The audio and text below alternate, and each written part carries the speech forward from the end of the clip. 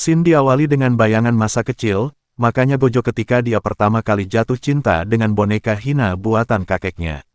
Sejak saat itu dia mempunyai cita-cita bisa membuat boneka Hina sehebat kakeknya, tapi kesukaan Gojo ini sayangnya dianggap aneh oleh salah satu teman perempuannya, dan itu membuat Gojo trauma untuk membeberkan kesukaannya ini. Dia jadi sering mengasingkan diri dan menyembunyikan kesukaannya ini dari teman-temannya. Bahkan kakeknya saja khawatir dengan kebiasaan Gojo yang lebih sering mengurung diri di kamar membuat boneka Hina. Sejak SD sampai SMP, Gojo memang tidak punya teman, maka dari itu kakek berharap SMK Gojo mempunyai teman. Cerita Gojo yang diam di pojokan kelas memperhatikan teman-teman sekelasnya yang asyik berbincang satu sama lain. Menurut Ghazali lebih baik dia seperti ini saja daripada dihina seperti dulu. Saat dia melamun, tiba-tiba ada seseorang melayang dan jatuh mengenai meja Gojo. Dia adalah Merin Kitagawa. Merin dengan ramahnya meminta maaf, dan menanyakan apakah Gojo baik-baik saja. Jam pulang sekolah pun tiba, Gojo beres-beres bangku seorang diri, karena beberapa teman sekelasnya sudah pada pulang. Tidak lama kemudian, muncul Merin yang malah ikut membantu Gojo, karena ini juga jadwal piketnya. Gojo tentu saja terkejut, Merin pun menanyakan kenapa Gojo membereskan ini sendirian. Menurutnya tidak masuk akal jika teman-teman yang lainnya tidak membantu, bisa jadi Gojo ini dimanfaatkan. Gojo hanya tersenyum, karena sebenarnya Gojo sudah menyadari hal itu. Kalimat di sore hari itu, ternyata membuat Gojo udah bisa berkonsentrasi, bahkan dia tidak bisa fokus membuat kostum boneka. Di keesokan harinya, di ruang kelas jahit Gojo diam-diam melanjutkan membuat kostum boneka Hina. Di sana karena mesin jahit di rumah sudah rusak, Gojo sangat percaya diri, tidak akan ada siapapun yang datang ke sini, karena sekarang sudah jam pulang sekolah. Tapi nyatanya, tidak lama Merin muncul di ruangan itu.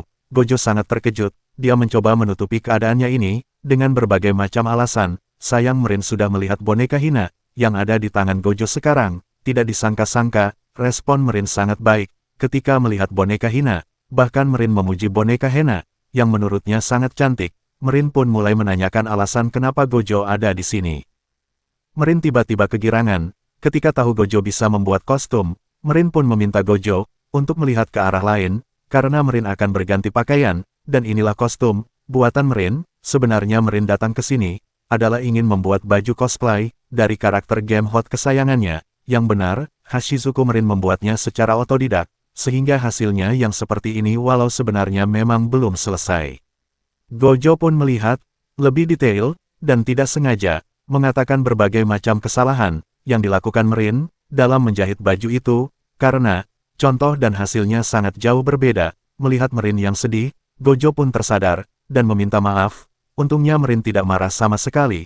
Dia pun meminta sebuah permohonan kepada Gojo untuk membantunya membuat baju cosplay. Awalnya Gojo ragu, tapi mengingat bagaimana respon Merin dengan hobinya, akhirnya Gojo akan membantu Merin membuat baju cosplay yang diinginkan. Gojo kan berlatih perlahan-lahan, karena baru sekarang Gojo membuat baju untuk orang sungguhan, bukan boneka menengah. Itu tentu saja Merin senang. Dia pun memberikan buku panduan menjahit cosplay yang dia punya. Di sana dijelaskan sangat detail apa yang harus dilakukan, karena Merin sangat bersemangat.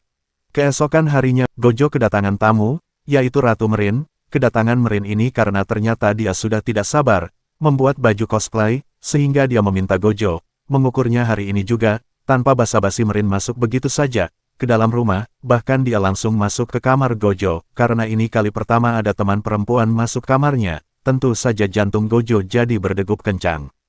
Setelah melihat sekitar kamar, Merin langsung meminta diukur badannya, tapi Gojo tiba-tiba menolak, dan meminta Merin minta tolong orang lain saja untuk mengukur badannya. Walaupun begitu, itu sangat-sangat susahkan untuk Gojo mengukurnya. Dia harus menahan degupan jantung untuk bisa fokus mengukur Merin. Sampai pada akhirnya dia berhasil walaupun rangkaiannya sangat sulit. Setelah selesai mengukur Merin, Gojo meminta referensi dari karakter Shizuku agar lebih detail pakaiannya. Merin pun memberikan referensi dari 2 game series yang dia punya, sehingga di malam hari, Gojo menganalisa baju karakter yang ada di game itu. Sejak pengukuran badan Merin, Hojo sempat memimpikan Merin, di mana Merin menggunakan baju buatan Gojo, dan di sana Merin menggodanya. Maka dari itu di keesokan harinya Gojo jadi salah tingkah jika dekat dengan Merin, karena Merin tetap memperlakukan baik Gojo, walaupun sedang di sekolah. Bahkan Gojo jadi bisa berkenalan dengan sahabat Merin yaitu Runenoa dan Daya. Tapi kedekatan Merin dan Gojo ini menjadi gosip di sekolah. Gojo jadi merasa tidak layak berada di dekat Merin, maka sejak mendengar bisikan sekitar, Gojo mulai jauhi Merin. Setiap Merin mengajak diskusi tentang bajunya, atau mengajak Gojo jual beli bahan baju, Gojo selalu kabur-kaburan terus, sampai pada akhirnya, pada jam pulang sekolah Gojo memutuskan bersembunyi dulu, sebelum pulang.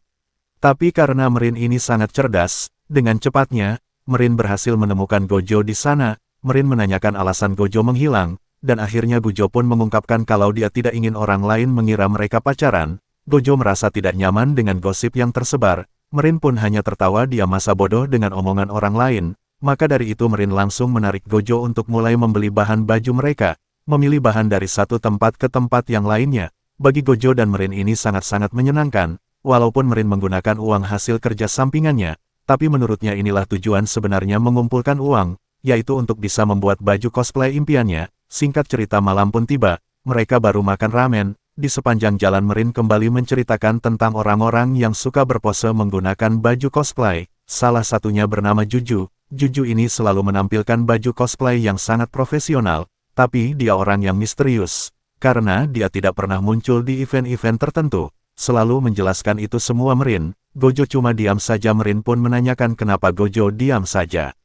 Apa Gojo tidak suka dengan ocehan Merin? Gojo pun meminta maaf, karena dia sebenarnya sulit mengatakan kalimat ke siapapun selain boneka. Merin hanya tersenyum karena bagi Merin itu tidak apa jika kita sekali-kali bilang tidak. Gojo harus terbiasa dengan hal itu.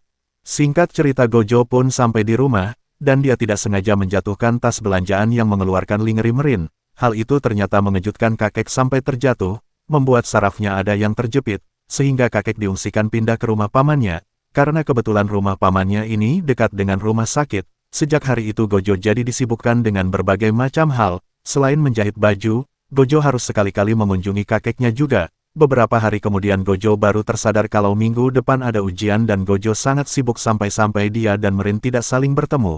Sebenarnya Merin ingin mengobrol dengan Gojo tapi Gojo justru langsung pulang setiap selesai jam sekolah. Merin bahkan mengunjungi rumah Gojo siapa tahu butuh bantuan membereskan rumah atau memasak. Karena Merin sudah tahu tentang keadaan kakek Gojo, tapi sayang di rumah Gojo, terlihat keadaannya kosong sehingga Merin pun memutuskan untuk pulang, padahal di dalam rumah ada Gojo yang sedang istirahat sejenak.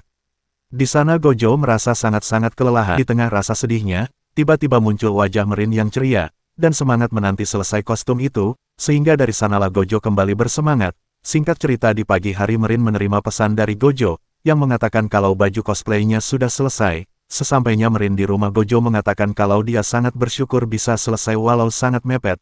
Merin terkejut jangan-jangan Gojo mengejar event yang 2 minggu. Kemarin pun menjelaskan kalau event cosplay itu banyak dan Merin akan menunggu kosong. Itu jadi kapanpun Gojo selesai. Gojo terdiam dan dia pun mengatakan kalau dia sangat bersyukur bisa menyelesaikan lebih cepat. Karena selama ini Gojo menyalahkan dirinya tidak tepat waktu. Merin pun menangis, dia sangat berterima kasih kepada Gojo karena mau maksimal membantunya. Selain itu Merin ingin meminta maaf tidak tahu kalau Gojo kesulitan dalam membagi waktu dan dia mengalihkan pembicaraan, meminta Merin mencoba pakaiannya sekarang, dan sekalian menggunakan make up saja. Rasa sedih Merin pun menghilang dan mereka mulai merubah Merin menjadi Shizuku. Gojo sangat serius dengan rancangannya ini, dia bahkan sudah menulis bagaimana seharusnya Merin berdandan. Selain itu Gojo membantu merias Merin karena dia juga suka berlatih dalam mendandani boneka Hina. Setelah memakan waktu yang cukup lama akhirnya Merin pun menunjukkan penampilan keseluruhan. Gojo sangat terkesima dengan penampilan Merin ini karena baginya gini Merin sudah benar-benar berubah menjadi superstar. Cantik banget gak sih penampilan Merin ini? Kayaknya Merin bakal jadi pusat perhatian kalau dia ikut event cosplay. Penasaran dengan kelanjutannya? Kita lanjut aja video berikutnya. Buat kalian yang selalu setia dengan masuknya cerita, jangan lupa like, komen, dan subscribe.